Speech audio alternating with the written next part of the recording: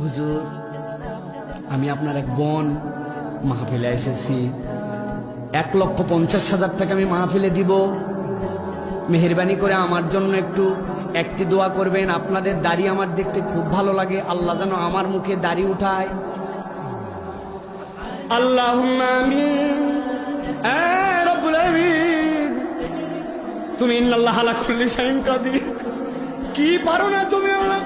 আল্লাহ, আমার বোন 1.5 লক্ষ টাকা দিয়েছি, লক্ষ লক্ষ মানুষকে নিয়ে হাত তুললাম, মেহেরবানি করে আমার বোনের মুখে তুমি দাড়ি উঠাইও। সারাদিন এই আমিনার দোয়া করলে মহিলার মুখে দাড়ি উঠবে। ঘুমাই গেছেন আপনারা? দাড়ি উঠবে। কোন মহিলা আপনার এরকম বেকুব আছে নাকি 1.5 লক্ষ টাকাতে দাড়ির দোয়া নিবে?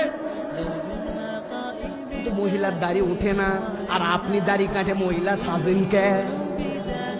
কি সমস্যা?